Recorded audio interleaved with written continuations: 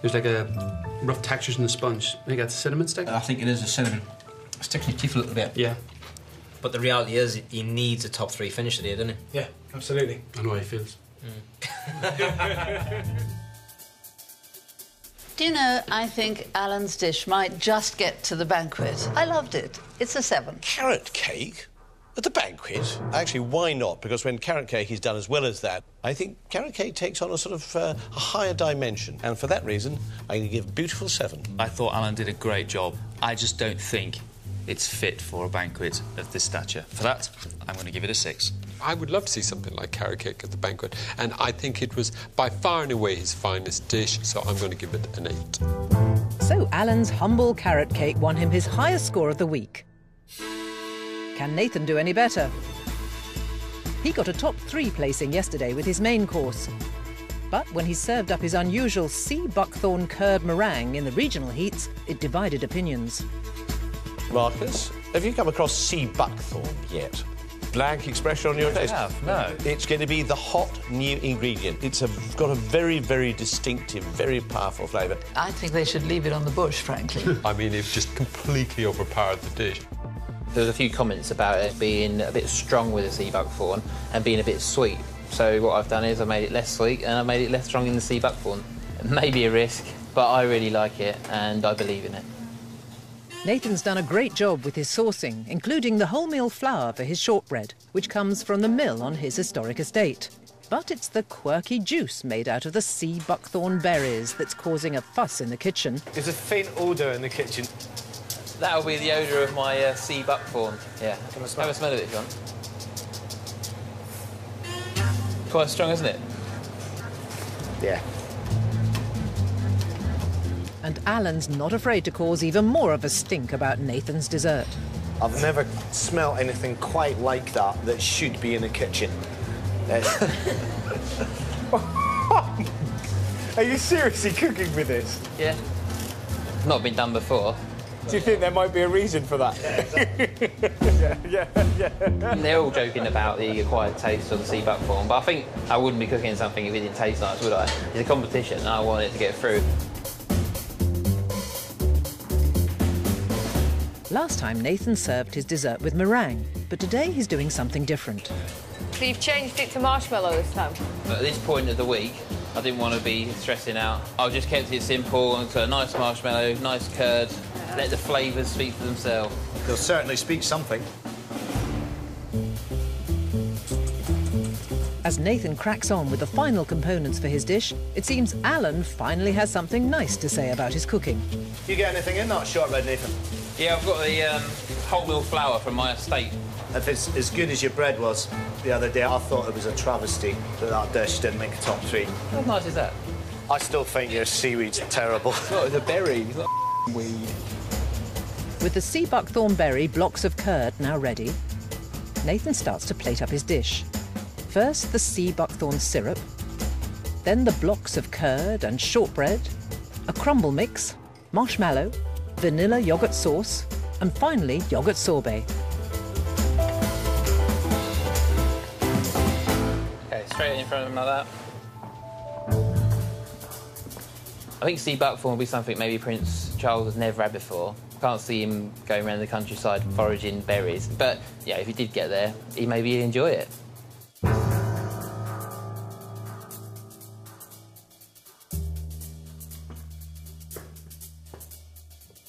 That's not the same dish at all, is it? I thought he said he'd just tinkered with it. The buckthorn's there. The buckthorn is there. Where is the buckthorn, sorry? This is it here. I think the sauce. The meringue's still there, but I think he's turned it into marshmallow because it's almost uncooked, I think. It's technically quite an interesting dish, but it's a dish. You know, I mean, what is this? It's I absolutely agree with you. I think there's no point in this. I'm struggling to find out where he's going with it and what it is, sort of what it represents. I mean, this is pretentious and pointless. The best part of this, for me, is the biscuit. Biscuit's nice. Which is brilliant. I actually really love sea buckthorn. Although it grows around our shores, we've never used it before. It has the passion fruit quality, but it's ours, you know, it doesn't grow down in the tropics. Sure. For me, there's a thoroughly nasty taste as it goes down. I don't think Nathan can be too happy with that. I think he's done it once for you, He's listened to your comments. He's dressed it in a different format. I don't think for 1 minute he's in the back there thinking, I've just served a #1 dessert. Matthew, I know you think sea buckthorn is the next big thing, but let me absolutely assure you, this is not the vehicle to bring sea buckthorn to the masses. As the chef, no, I can guarantee you that the sea buckthorn will not be You are the ingredient of the future. You are the sort of person who would have said when the tomato arrived from the New World, you said, "Oh, tomatoes, they'll never get anywhere."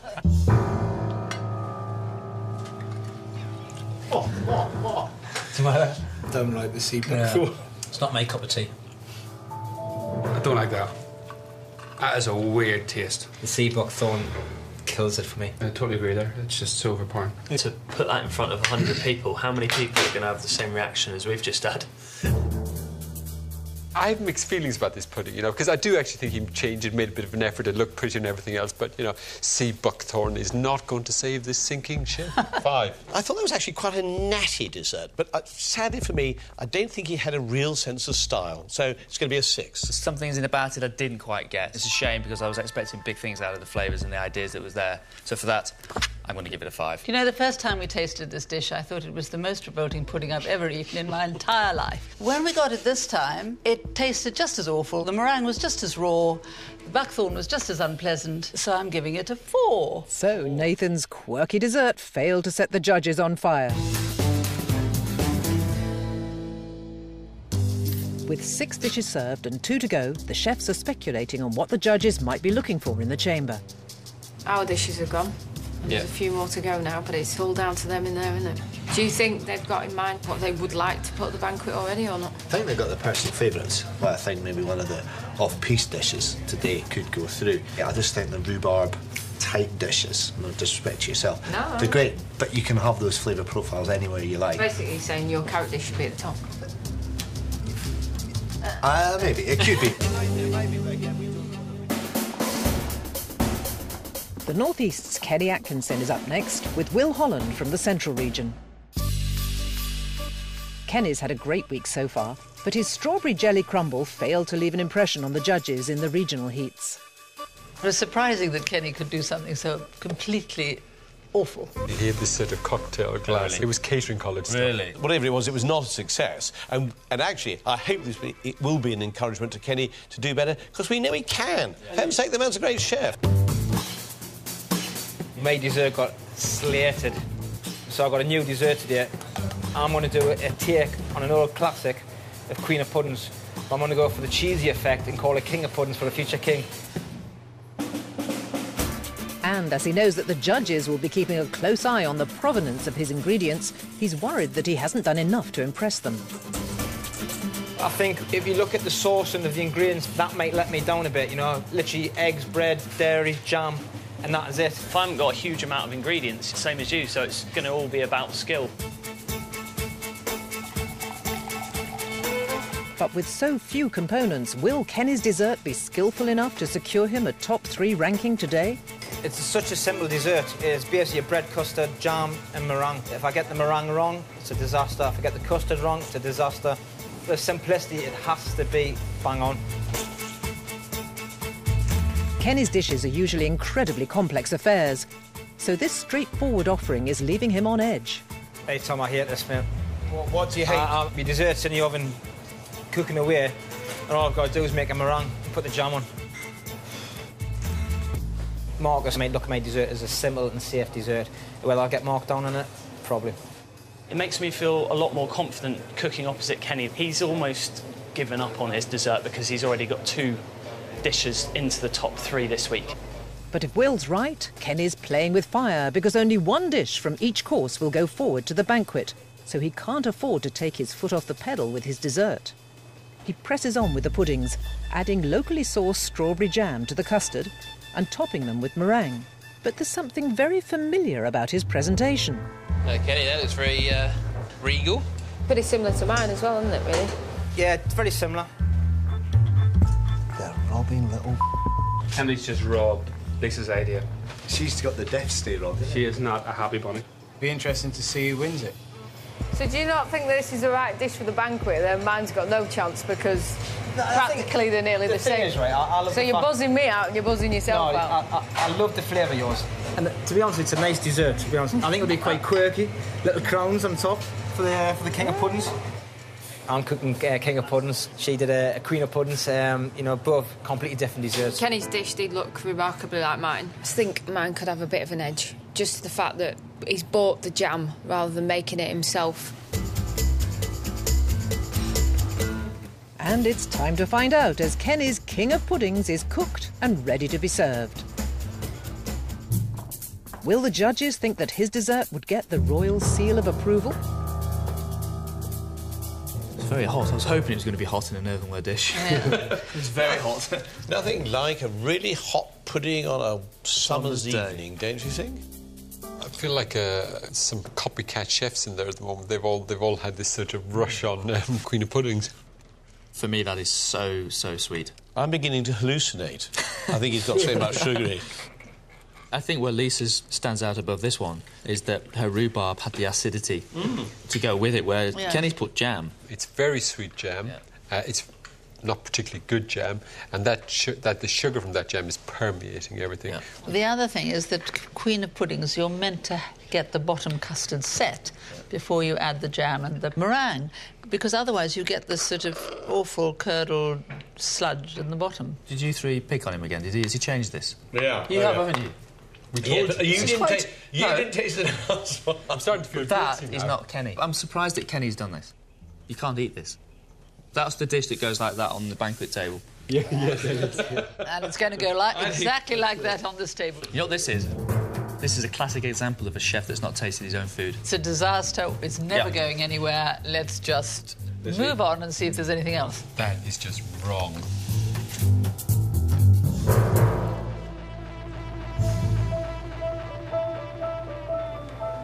Very similar. Very similar.